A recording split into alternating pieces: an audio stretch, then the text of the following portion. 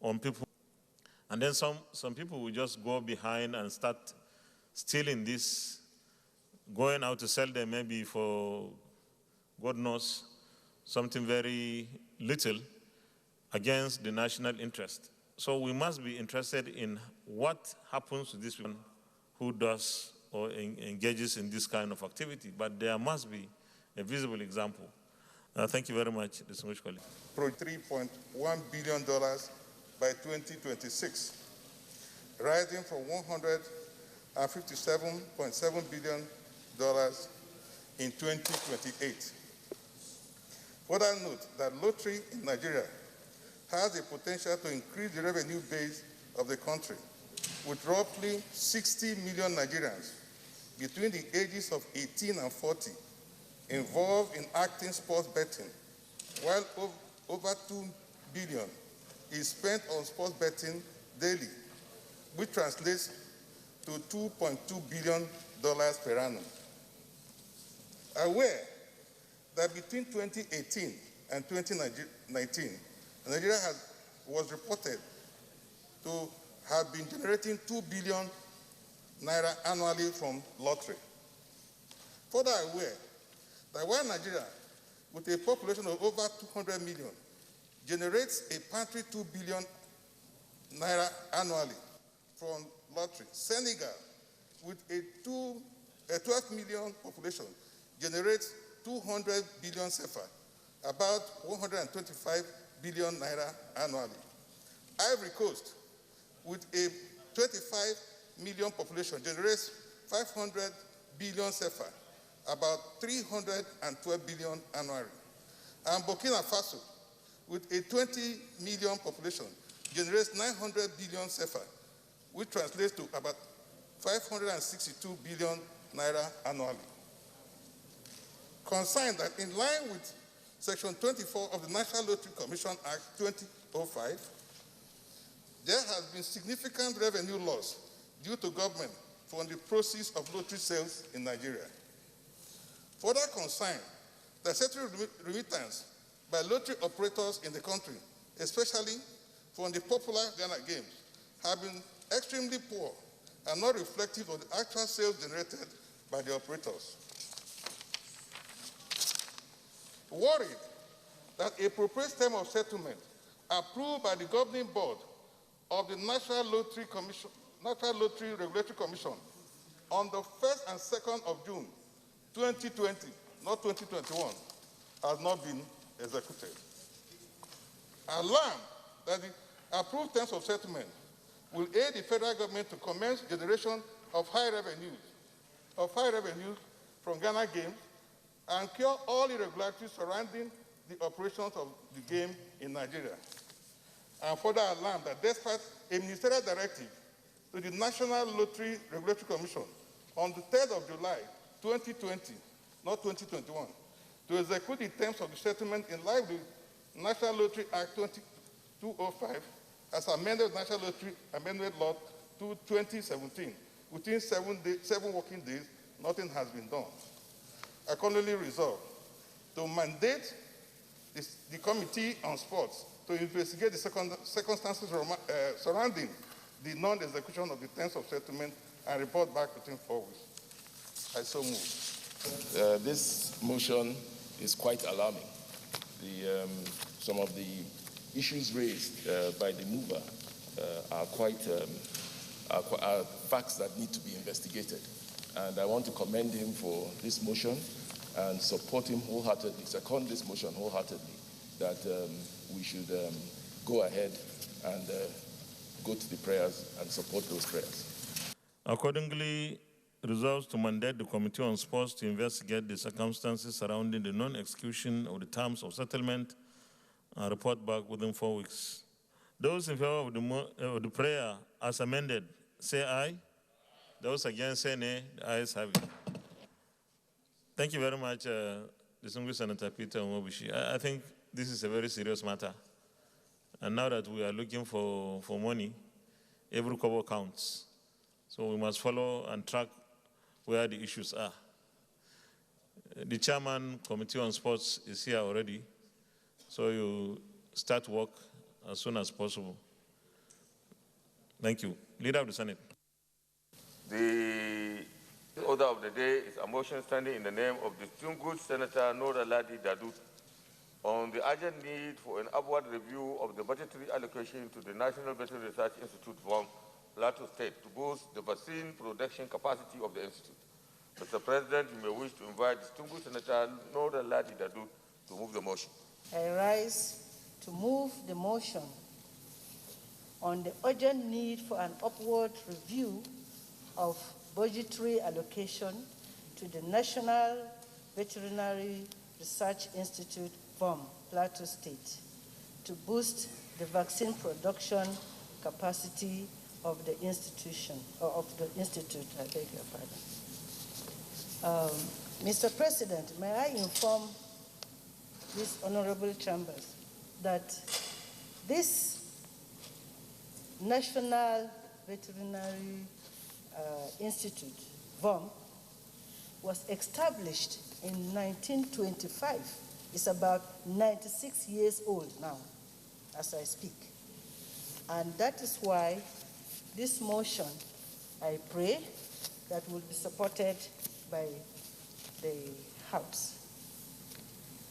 Therefore, the Senate notes that veterinary research includes the study of spontaneously occurring and experimentally induced models of both human and animal diseases and research at human-animal interferences such as food safety, wildlife and ecosystem health, zoonotic diseases, and public policy. The Senate further notes that the contribution of veterinary research to our everyday lives cannot be overemphasized. It therefore is cognizant that the National Veterinary Research Institute, VOM, Plateau State, which was established with a mandate to, among others, conduct research into all aspects of animal diseases, their treatments and control, develop and produce animal vaccines to meet national demand. Senate further is cognizant that the National Veterinary Research Institute strives to be the foremost veterinary research institute in Africa, and here it includes Ghana, Burkina Faso, Niger, and other countries, producing international quality vaccines and offering services for the identification, control, and eradication of livestock diseases through best practices and research excellence, and has recently developed, produced, and commercialized 19 vaccines for the control of livestock and poultry. May I add, Mr. President, distinguished colleagues, that this same institute has provided services to the neighboring states concerning the COVID-19 vaccination, and at least about 500 cases have been treated within certain weeks in that same institute. Senate is also aware that towards meeting the demand of vaccine production, the institute also recently constructed and established quality control complex for quality assurance of vaccines and laboratory tests, as well as bacterial vaccine production, complex to meet compliance and continuous culture for vaccine production. It is also evident that the continuing actualization of the excellent research output of the Institute is dependent upon the availability of financial resources to boost its research facilities and infrastructure. Senate, therefore, regrets that despite its visible efforts and commendable outputs, this 96-year-old institute has not been able to perform optimally due to paucity of funds, a situation that that has negatively impacted on the ability of the Institute to deliver its mandate to the best of its potential and, of course, its values. Senate is therefore worried that the failure to adequately fund the activities of the Institute is having serious negative effects on the country's livestock production with harmful consequences for the economy. And this is the prayer that the Senate mandate its Committee on Agriculture and Rural Development to engage with the Federal Ministry of Agriculture and Rural Development in order to explore ways of increasing the budgetary allocation to the National Veterinary Research Institute, VOM, Plateau State, for optimal performance. Mr. President, I so move. National Veterinary Research Institute, VOM, is one of the oldest institutes in the country. It's meant to produce vaccines for animals or for livestock generally. I happen to be in the Committee on Agriculture. Mr. President, the head of this institute complained bitterly to us that the allocation given to them is grossly inadequate, and they will not be able to carry out important research and also be able to produce enough vaccines for use in the country. Mr. President, if we can adequately fund this institute, we have no business importing vaccines into Nigeria.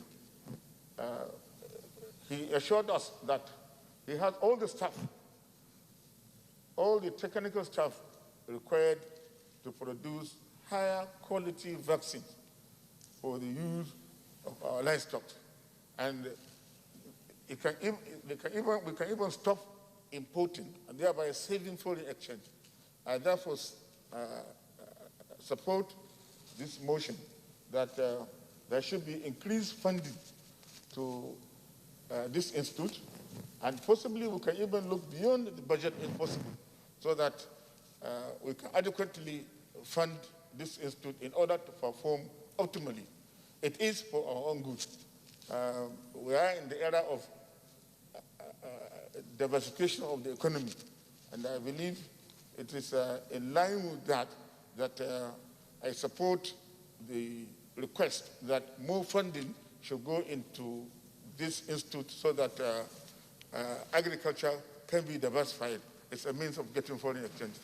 I want to thank the mover of this motion and to say that the recent challenges posed by various epidemics that is cutting across the world, especially when you talk about Ebola and the most recent one, which is COVID-19, and the limited availability of the global limited availability of vaccine calls for local production. And I believe that if we are able to fund this particular research institute, it is possible for us even to get sufficient vaccine for the country, and also we can also export to other countries, hereby attracting foreign currency to our country. In view of this, I want us to go beyond the request that we go to Ministry of Agric to look for additional funding, but also to make it one of the supplementary budget issue that we are proposing for the defense, that during that time we also make a supplementary budget for the research institute, so that they will be able to come up with quality vaccine that will be internationally acceptable. Prayer mandate is Committee on Agriculture and Rural Development to engage with the Federal Ministry of Agriculture and Rural Development in order to explore ways of increasing the budgetary allocation to the National Veterinary Research Institute, NVRI, for optimal performance. Those in favor of this prayer say aye. Those against say nay. The ayes have it. Well, thank you very much, distinguished colleagues. And let me also say that as far as I know, the Ministry of Agriculture and Rural Development has about 22 or more agricultural research institutes. I serve as chairman of the Committee on Agriculture in the House of Reps for some years. And I know how MVRI was underfunded, of course, alongside the other agricultural research institutes. Now we have National Agricultural Research Council that oversees the activities of these institutes. We cannot make serious progress in agriculture if we continue to do it the way we have been doing it in the last 100, 200 years. We still have our cows, those that give us just some few pints of milk because of the breed, because of the way we walk around with them. The level of management it makes it difficult for them to really give you the kind of yield and output that you would need. Similarly, our crop yields are so low. What could be 20 tons of maize in Brazil, for example, per hectare, here maybe 2 or 3 tons per hectare. And we just cannot make serious progress with this kind of thing. So we need to put a lot of resources into our agricultural institutes. And there are people, very brilliant Nigerians. In 2004, we traveled to Brazil, to Embrapa. Embrapa is the largest agricultural research institute in Brazil. And guess what? The man at the center of research on cassava, the best person in the world, was a Nigerian. He was needed everywhere. When we went to that institute, he was either in Sweden or somewhere. Everybody was looking for him. But he was just away from Nigeria, here. He worked in NTA in Ibadan, and somebody just didn't like his face. The guy, I think, was from Cross River or Akwa Ibom. And they sacked him. So we have brilliant people, but we need to give them what to work with. And I believe that giving our Agricultural Research Institute some funding will make them do better and will revolutionize our agricultural sector. Thank you very much, distinguished colleagues. The bill seeking to outlaw payment of ransom to abductors or kidnappers, sponsored by Senator Ezenwa Onyewuchi, passed second reading. Permit me to lead the debate on this very important bill titled Terrorism Prevention Amendment Bill 2021. This bill was read for the first time in this hallowed chamber on the 10th of March 2021. Mr. President, my distinguished colleagues, this bill seeks to amend the Terrorism Prevention Act 2013 to outlaw the payment of ransom to abductors, kidnappers, and terrorists for the release of any person who has been wrongfully confined, imprisoned, or kidnapped, and other related matters. Essentially, this bill seeks to substitute for Section 14 of the Principal Act a new section to read, anyone who transfers funds, makes payment, or colludes with an abductor, kidnapper, or terrorist to receive any ransom for the release of any person who has been wrongfully confined, imprisoned, or kidnapped is guilty of a felony and is liable on conviction to a term of imprisonment of not less than 15 years. Mr. President, my distinguished colleagues, hostage taking or kidnapping has become a fast and lucrative business in Nigeria. It has now remained the most virulent form of banditry in Nigeria and the most pervasive and intractable violent crime in the country. Kidnapping is on the increase in Nigeria, and it is prevalent across all the geopolitical zones. Some blame the rise of this criminal activity on poverty, religion, politics, deficiency of existing laws, unemployment, connivance of security agents, corruption, greed, among others. Our unemployed youth are also turning to kidnapping to get money as a survival strategy. Whatever the reason, it is most obvious that kidnapping in Nigeria puts everybody at risk, the rich and the poor, old and young, male and female, foreigner and indigent, expatriate and non-expatriate, traditional rulers, religious leaders, among others. A report compiled by the Financial Times and the USA Global Risk Consultancy in November 2019 indicates that Nigeria has the highest rate of kidnap for ransom of both local and foreigners in all of Africa, with kidnappers operating in each of its 36 states. The scourge of this menace has continued to persist till today. The reason behind payment of ransom is rooted on the fact that people easily identify with individual suffering. However, history has shown that even where ransom is proven to have been paid, the life or safe return of a kidnapped victim may not be guaranteed. The former Inspector General of Police, IGP Arase, once stated that the payment of ransom is counterproductive to the effort to check in kidnapping in the country. He states, and I quote, "As a law enforcement agency guided by rule of law and professional ethics, we do not under any circumstance encourage the payment of ransom to kidnappers or other criminals, as it is tantamount to rewarding crime and motivating other criminals to follow that path." The former Inspector General of Police called on Nigerians to desist from paying ransom to kidnappers, but should, on the contrary, provide adequate information to the police to enable them to do their job. Countries like the United States of America and the United Kingdom do not support payment of ransoms. Payment of terrorist ransom is illegal under the UK Terrorism Act 2000, while the USA adheres to a strict no concessions policy on the policy of ransom. The logic behind this position is as simple as it is compelling. In the words of David Cohen, a U.S. Treasury Department official involved in U.S. policy against terrorist financing, ransom payments lead to future kidnappings, and future kidnappings lead to additional ransom payments, and it all builds the capacity of terrorist organizations to conduct attacks.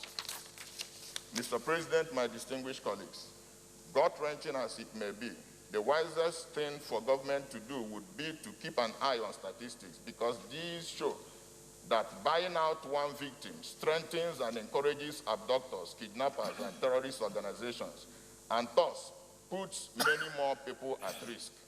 The continuous payment of ransom must not be encouraged. In addition, government should provide adequate security and strengthen the economy as a matter of urgency, accelerate its poverty alleviation programs, provide employment opportunities targeting youths who are mostly involved in abductions and kidnapping, strengthen our law enforcement agencies, and provide the necessary support to end the menace of kidnapping. Mr. President, distinguished colleagues, the proposed amendment discourages the payment of ransom in order to mitigate the rising scourge of kidnapping as it persists today.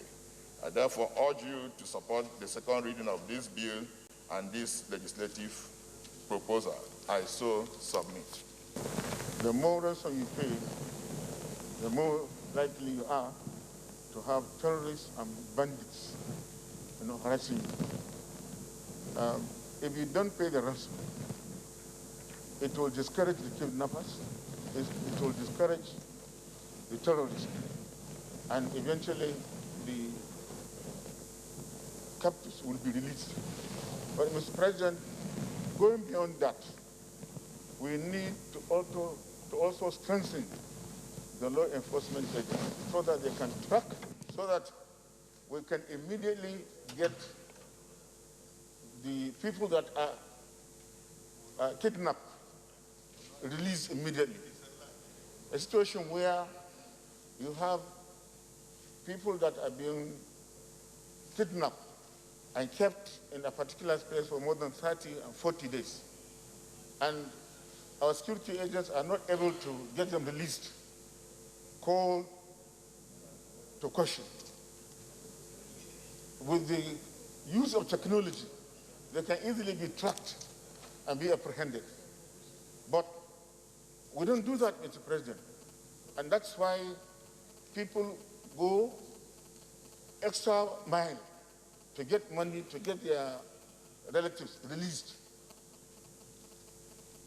So payment of ransom is not good.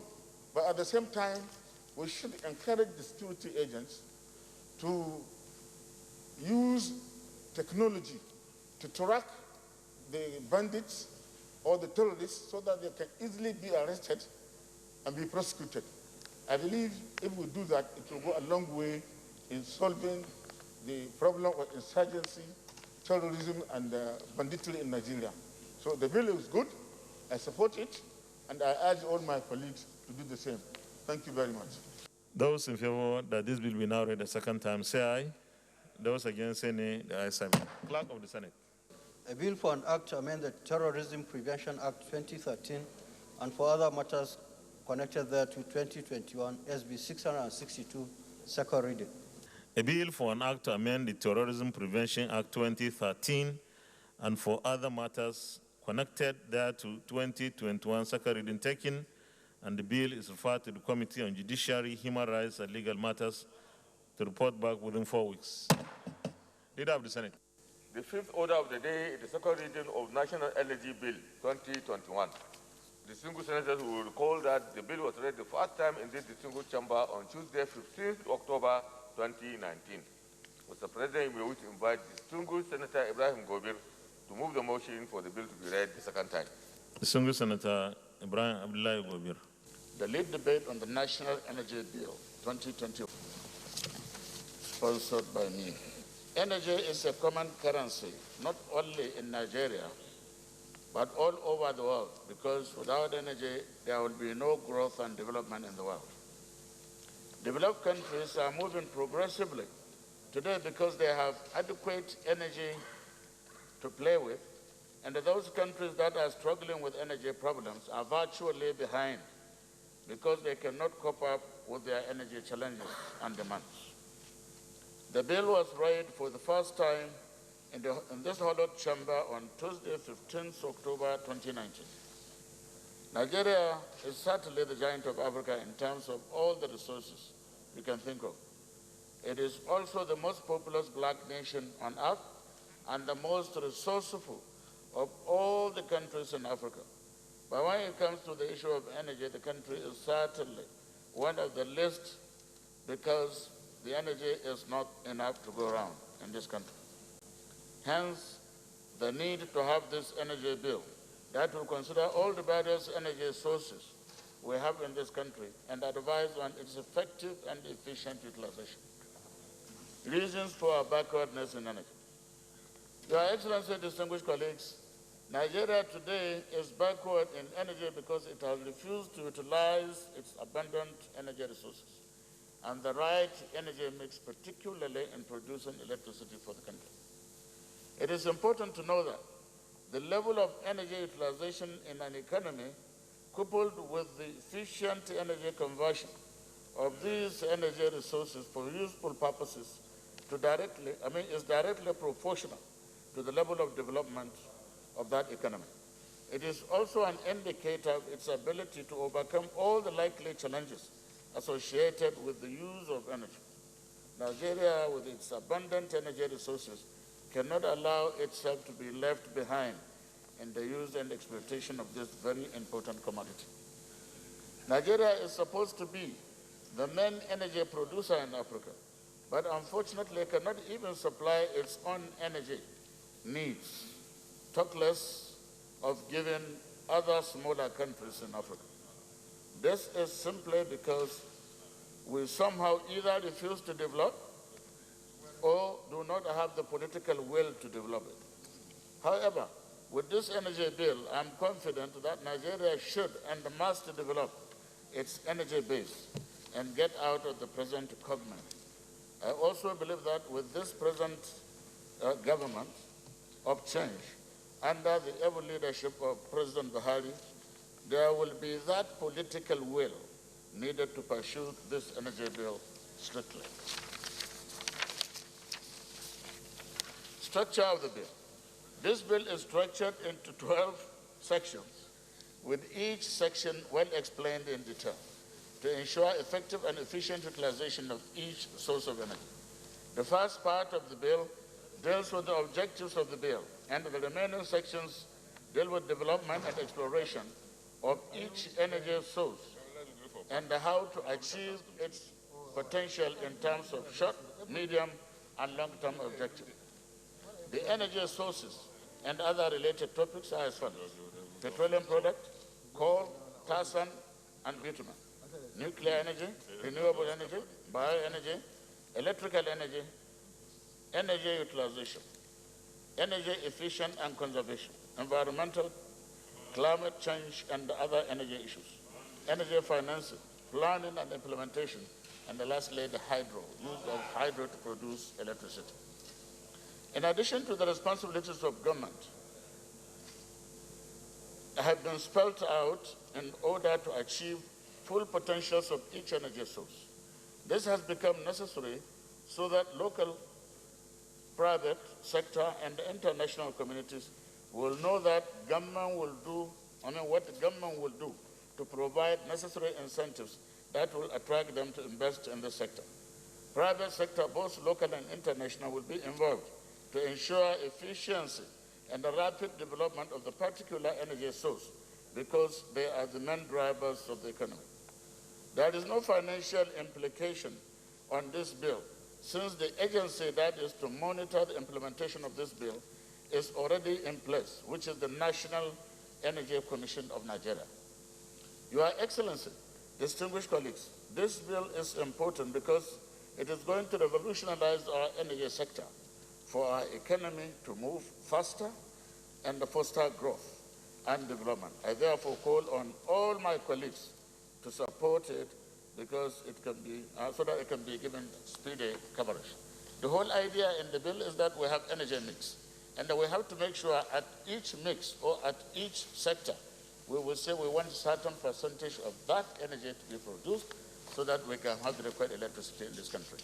I so move, Your Excellency. Thank you.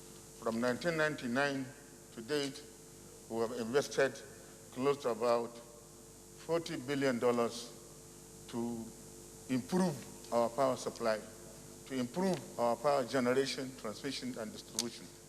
But we are nowhere where we want to be.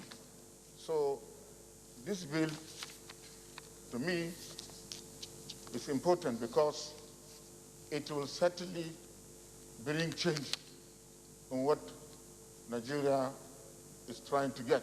That is uninterrupted power supply. If we start using other sources of energy, like wind energy, bioenergy, even waste, we can convert waste to energy, as stated in the lead debate. It will go a long way in solving our problem of power generation and power supply. So this bill is important, and I want to urge my colleagues to support it because it will revolutionize the power sector or the energy sector in this country.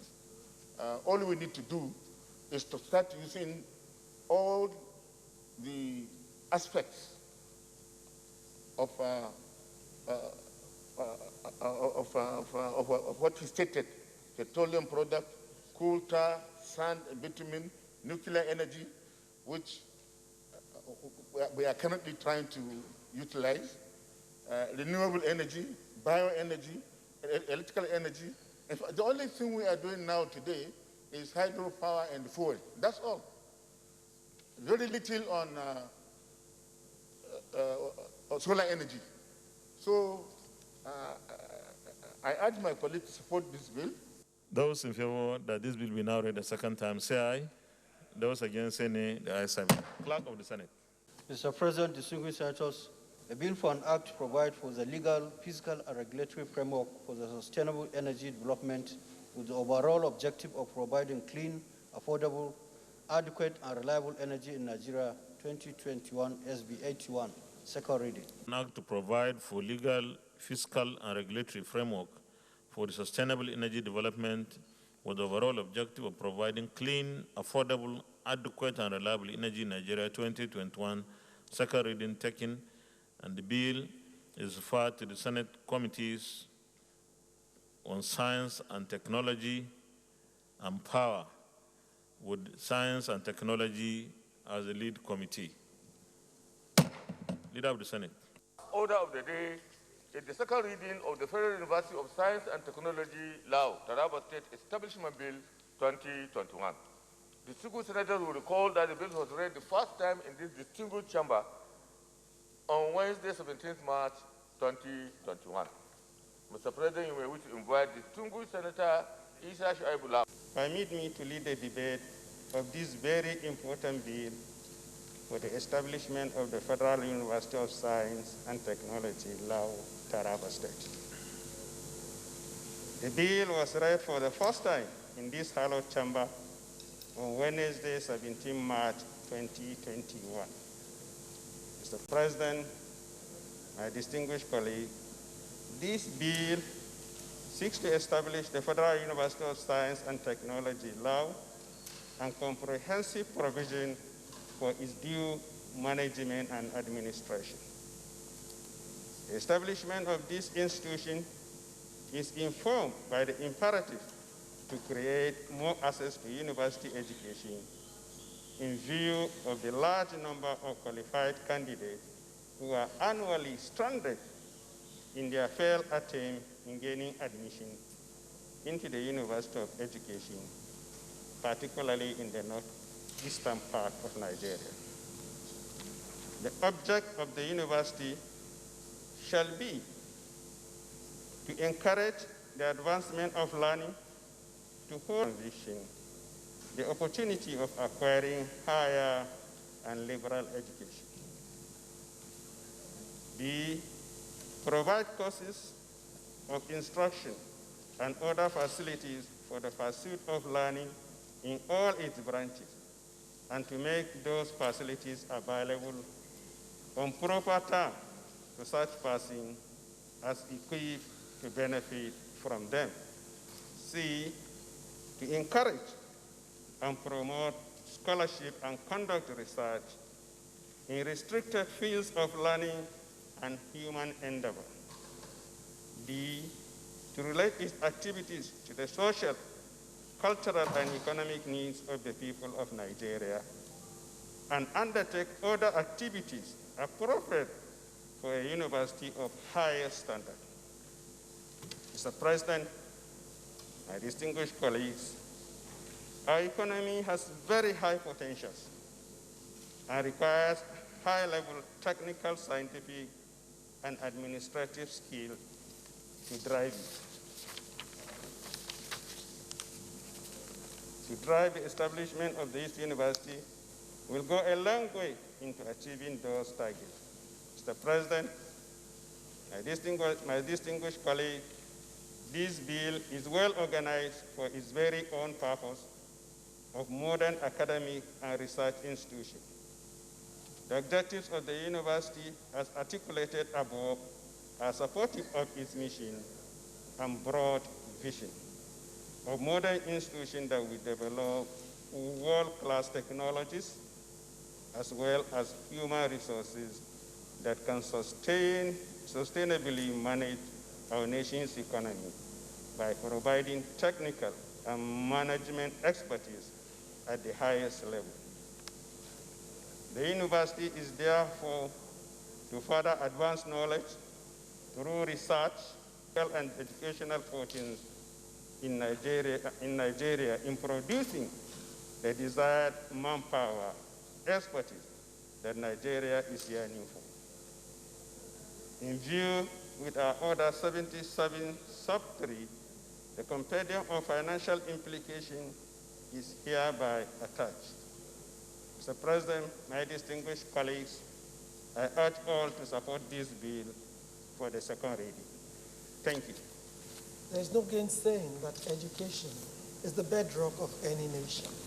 And we cannot have enough of these establishments that will help our youth to go to school and become better citizens of the country. Mr. President, a few days ago, I was at my local government to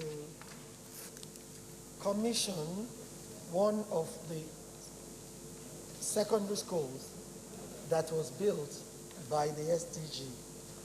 And I found out that in just one school in my local government, Ekiti East local government, they had an enrollment of 1,875 pupils. Those students will eventually go into one institution or the other. If we do not lay a foundation for them in every state, we will find out that when it's time for them to get access to higher education, it might be tough.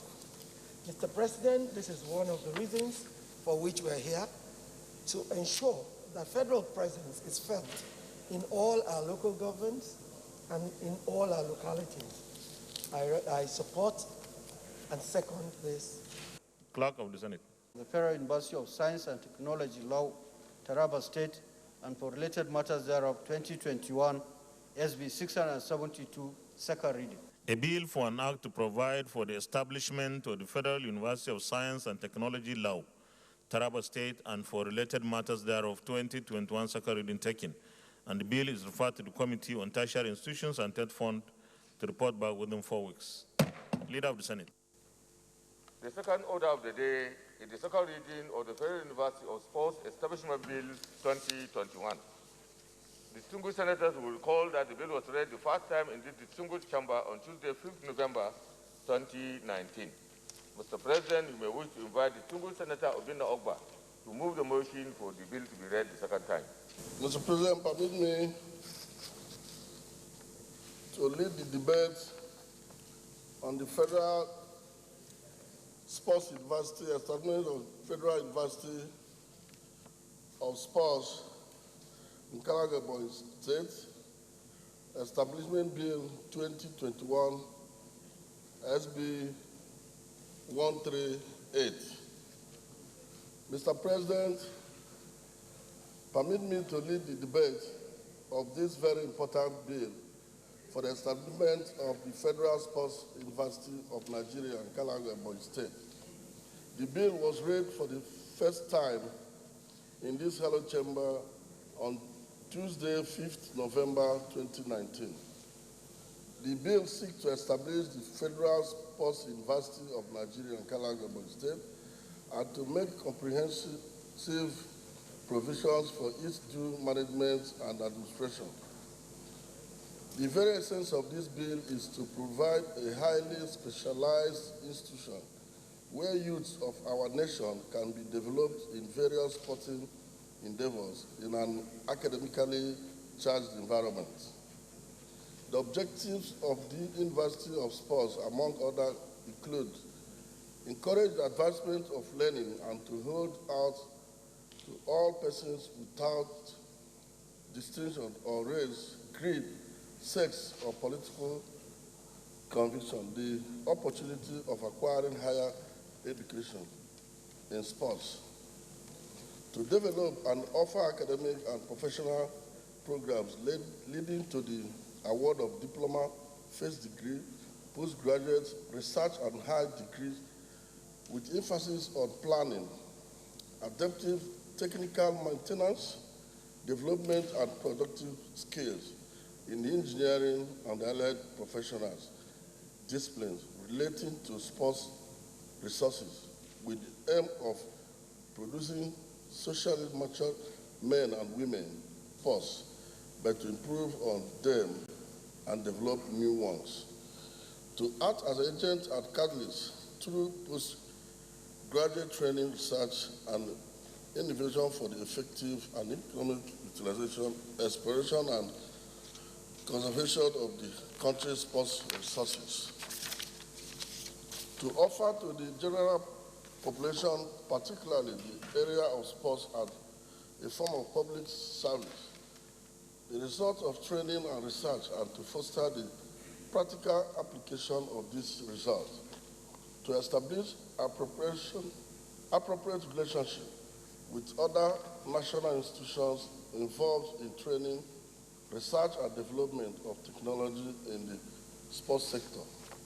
to identify the problems and needs for sports in Nigeria and to find solutions to them within the context of overall national development, and to provide and promote sound basic scientific training as a foundation for the development of sports in Nigeria, taking into account indigenous cultures and the need to enhance national unity. Mr. President, distinguished colleagues, our sports sector has very high potentials and requires high level of technical, scientific, and administration skills to drive it. The University of Sports is therefore to further advance knowledge through research and national unity in Nigeria. Mr. President, the enactment of this bill will help in transforming the sports sector of Nigeria in producing the needed sportsmen and women, as well as sports administrators in various sporting events. Mr. President, distinguished colleagues, you will recall that this bill was passed in the last 8th Assembly, and I was very happy the current President of the Senate supported this bill as the leader of the Senate then. In line with Order 773, the compendium of financial implication is hereby attached. I urge you all to support this second reading. Supporting this bill brought by distinguished Senator Oba, the bill is going to do a lot for our football players. Mostly, at Pillar of Sports, I've seen many of these football players, because they are not educated, once they finish playing in Europe or playing in Africa, they come back home. Even how to manage the wealth they acquire will become a problem. And I see also that this bill is going to further the football and athletics community in all ways, because most of our children who are playing good football are just coming out of primary school, and they will go to play football in Europe without any exposure or knowledge. So I think in supporting this bill we encourage the younger ones to be able to play football, have education, and have exposure, and also be very fit to enter into any post. Most of them might go back to be good footballers, like Odegbami, who was very educated, and other ones. And you can see most of them who played even in the teams like Enyimba were not educated. And after that football, nobody hears about them again. So I support this bill so that both the federal government and state government should take it seriously to educate the boys on the track fields, on the football field, gymnastics, and all the rest of them, so that Nigeria will become, a lot of money will be made from the football and the athletics and all the rest of them, like other countries are making. This bill will actually encourage not just football, all aspects of sports, and this will actually develop sports from the early stages to the university level. It will bring unity in this country, because sports has been one thing that encourages our country for unity. Anytime we are playing soccer or basketball or swimming, Nigerians gather together as one country. Besides that, it will encourage generation of foreign currency. Besides that, having a proper University of Sports in Nigeria will help the entire country in solving youth restiveness. It will also encourage Nigerians to even study in Nigeria. It will encourage a lot of Nigerians who would have been interested in education to understand that participating in sports will not stop them from growing in education.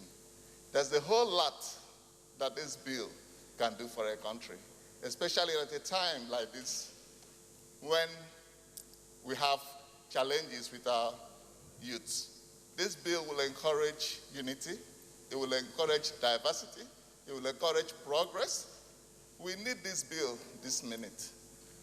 I thank you for bringing up this bill this time, and I urge every member of this Senate to encourage this bill.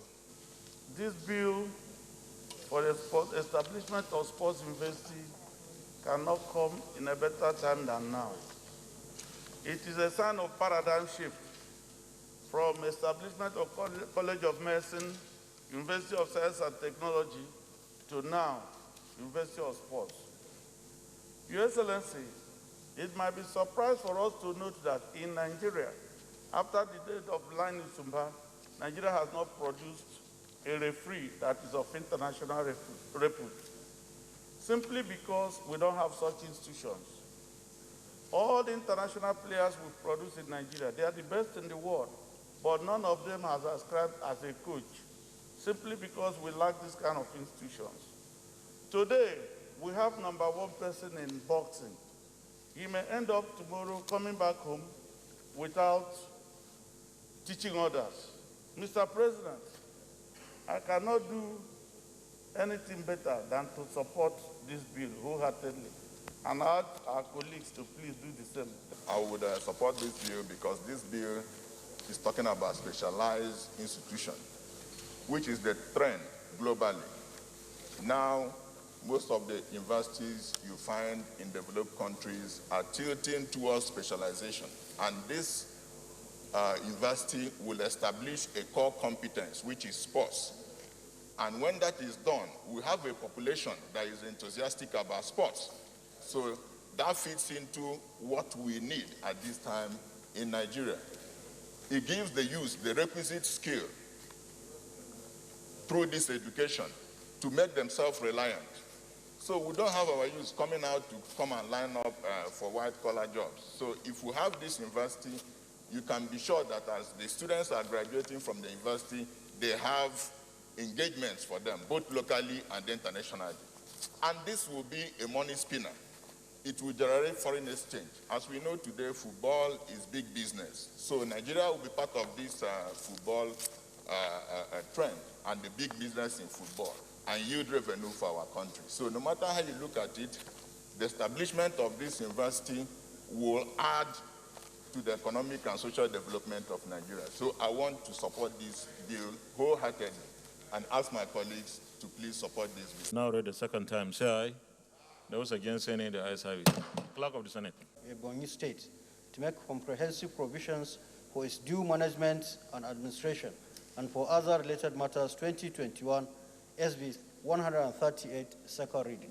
Act to provide for the establishment of the Federal University of Sports in Kalagu, Ebonyi State, to make comprehensive provisions for its due management and administration and for other related matters 2021, second reading taken, and the bill is referred to the Committee on Sports and Social Development to report back within 4 weeks.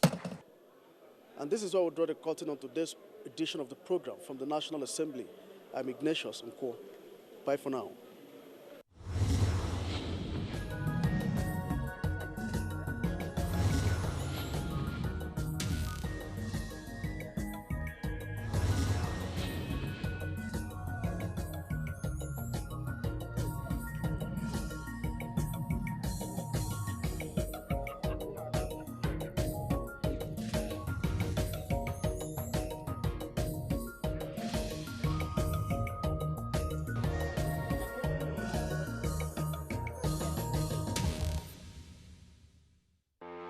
Revision classes on television for students in secondary schools in English and mathematics will commence on the NTA. The revision classes will transmit Mondays to Fridays from 5 p.m. to 5:30 p.m. on the network service of the NTA. This is organized in preparation for the various national examinations and orders. This is brought to you by the Federal Ministry of Education.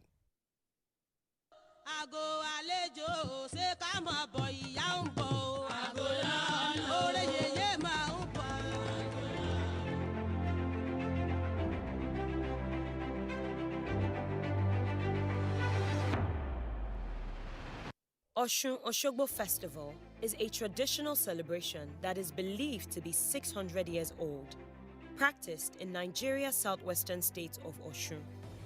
The 2-week festival is considered to be the biggest annual traditional religious event of the Yoruba people. It attracts thousands of worshippers and spectators, not just from Nigeria, but from all over the world. Ìránṣẹ́ Olódùmarè lọ́sùn láti gbà wáṣẹ̀ nínú gbogbo àwọn arúmọlẹ̀ tí Olódùmarè rán wáyé Ọ̀ṣun Òṣogbo nìkan lóbìnrin tí ń bẹ láàrin wọn tí ó sì sẹ́nìkan tó lè yẹ nídìí kúrò ń bẹ̀. Ọ̀ṣun jẹ́ òòṣà tí gbogbo ayé mọ̀ tó jẹ́ gbajúgbajà nínú àwọn arúmọlẹ̀ tí wọ́n wà ní àgbáyé. The Osun Osogbo Festival was also created to re-establish the mystic bonds between the goddess and the people of the town. Ní 1981-82, mo bẹ̀rẹ̀ sí ru igbá Òṣogbo. Ó yìí ti wà ní àdéhùn wípé tó bá ti mú ọba nídìílé ọba tó bá wà lórí àpèrè, àwọn ọmọbìnrin ibẹ̀ òní wọ́n máa bá wọn ru igbá Ọ̀ṣun. Historically, an ancestral occurrence led to the celebration of this festival. Once upon a time, a group of migrating people who were led by a great hunter called Olutimehin settled on the bank of Osun River to save themselves from famine. At the riverside, Osun the goddess appeared from the water in front of Olutimehin and requested him to lead the people to a special place, which is present-day Osogbo town. This is the Osun River. This is where the real action takes place. People come here for prayer. The goddess promised to protect all the group and bring them prosperity in return for an annual sacrifice to her. Ibi tí Ọ̀ṣun wà ń bẹ́ẹ̀ dòní kò sí kúrò láàyè rẹ̀ o. Kò ń ṣe òòṣà tẹ́nìkankan lè gbé lọ. Kò ń ṣe igi, kì í sọ̀pẹ̀, kì í sòkúta. Kò dẹ̀ ń ṣe tẹ́nìkan máa ń fojú rí àfẹn tó bá fẹ́ farahàn. Ọ̀ṣun Òṣogbo ń bẹ láàyè rẹ̀ kò sí ìdíkò ń bẹ o. Today, the annual sacrifice to the Osun River goddess is what is still celebrated as the Osun Osogbo Festival. À ń ṣètò bí igbá ó ṣe jáde láti mójútó igbá, láti mú arúgbá lọ sódò àti gbogbo àwọn ètùtù tó bá yẹ àti láti mú arúgbá padà wá sílé láyọ̀ àtàlàáfíà. 7 days to our festival. This water is more potent. Osun Osogbo Festival is accompanied by unique drumming. Drumming is so essential and important in anything we do in Yoruba land. Dancing, elaborate costumes, recitation of praise poetry, and so on. Apart from the deep spiritual aspect attached to the festival by adherents of the Osun deity, it is also robustly rich in culture.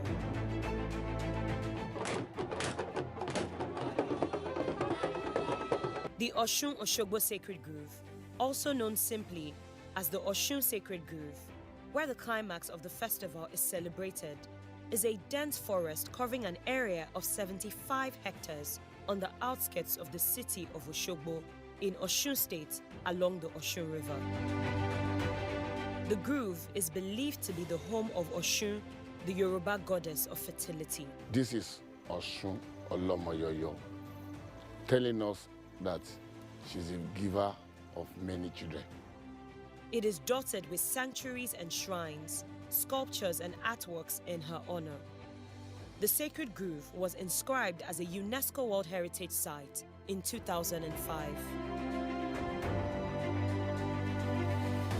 One of the major attractions of the festival is the Arugba.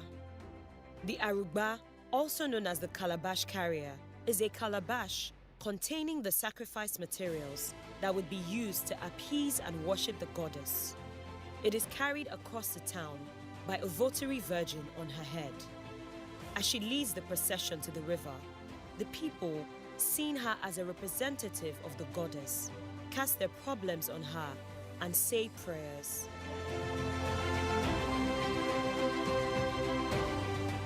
This calabash is believed to have been handed down to the ancestors of Oshogbo by Oshun goddess, who instructed that a royal virgin lady must carry it to the grove on the day of the festival. This is where the Aruba we bring the calabash into.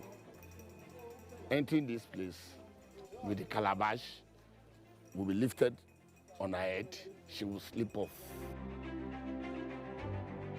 The king, known as the Ataoja, is the custodian and also credited as the representative of the Oshun ancestors, and he has the final say in all traditional matters. A content will be taken to the river by Aworo Oshun. They will pour it. Some people will wait till when that thing is poured into that river before they start fishing. On the grand finale of Oshun Oshogbo Festival, the Arugba leads the procession of Ataoja to Oshun Grove.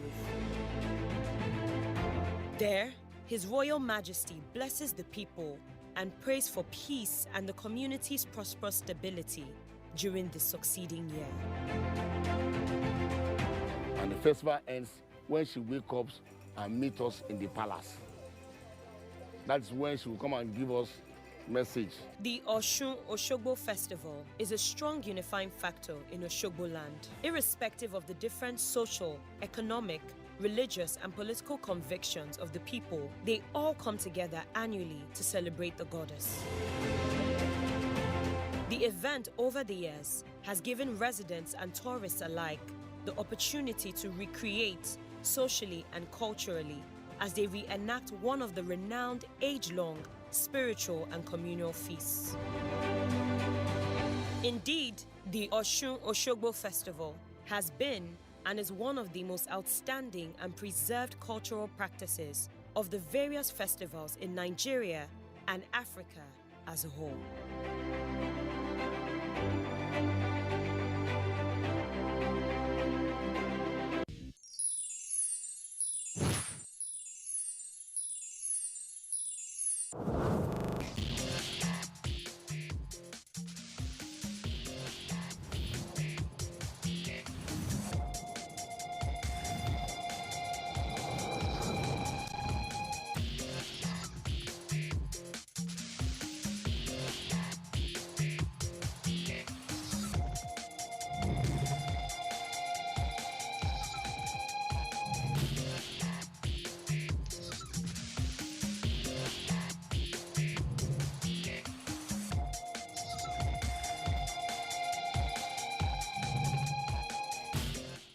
Apparently, a lot has happened in the world of entertainment in the past few days and weeks, and I was just at home waiting and praying, please, let another episode come, and it's really amazing to be back on your TV. This is another exciting episode of Entertainment Gist, and I just can't wait to spill the news right here on this platform. So many stories that have actually been trending in the world, starting ranging from the Grammys to Oscars, and also Ikorodu Boys making the news. So Ikorodu Boys have actually moved from being just Ikorodu Boys, the local Nigerian champions, to being featured at the Times Square. Yes, so they got featured in a Netflix feature which is titled Fans Make the Movies. And the great thing is this feature just got shown at the New York Times Square. So now we can actually say Ikorodu Boys are now international. Congratulations to the award-winning, should I call them imitators.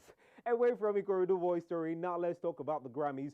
Remember, the Grammys just ended, and a couple of celebrities have been calling out the Grammys for being biased and political. Remember, even The Weeknd said his song Blinding Lights, which was the biggest song at the time, wasn't even nominated at all. So many, controversies around the Grammys. It seems like the Grammys are beginning to listen to entertainers and people who were nominated at the Grammys.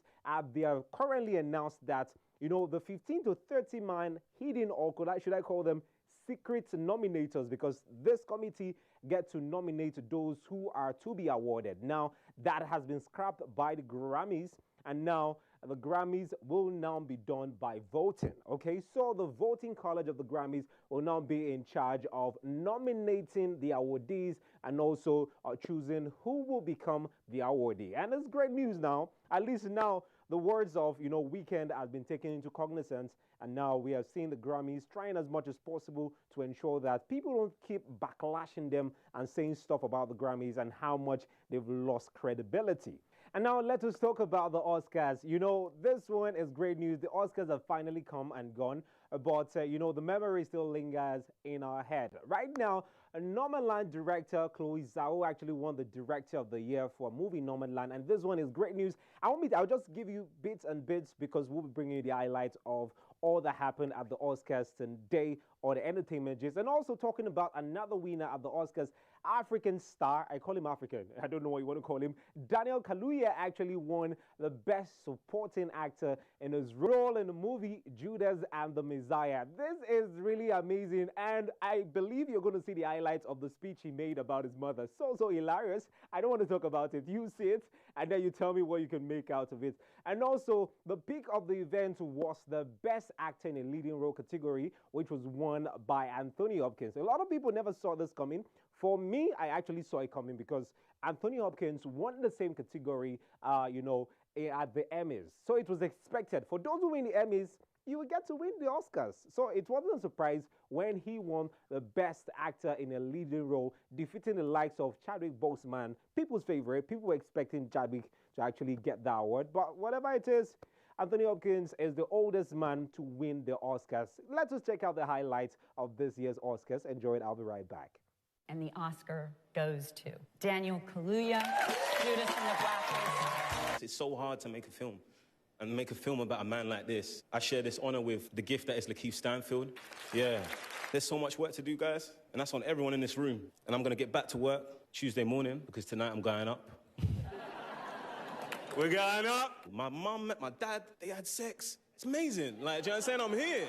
And I appreciate every single person in the room. Peace, love, and onwards. And the Oscar goes to Chloe Zhao, Nomadland. 축하합니다. I have always found goodness in the people I met everywhere I went in the world. This is for anyone who has the faith and the courage to hold on to the goodness in themselves and to hold on to the goodness in each other. You inspire me to keep going. Thank you. The Oscar goes to Emerald Fennell, Promising Young Woman. Oh my gosh. Oh my God, he's so heavy and he's so cold. I want to thank Carey Mulligan for being not only the most talented person in the world, but the kindest and the funniest. My husband, Chris, our son, who did not arrive until a couple of weeks after shooting, thank God, because I was crossing my legs the whole way through. Thank you all so much. And the Oscar goes to Nomadland.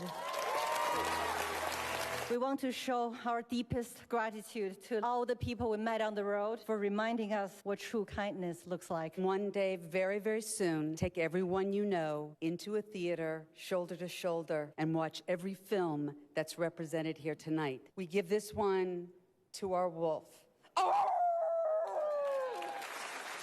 My mother taught me to refuse hate. She taught me to refuse blanket judgment.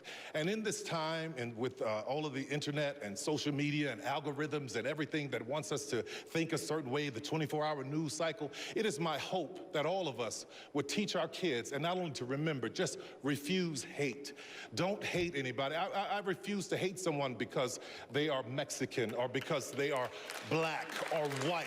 And I want to take this Jean Herschel Humanitarian Award and dedicate it to anyone who wants to stand in the middle, no matter what's around the walls, stand in the middle.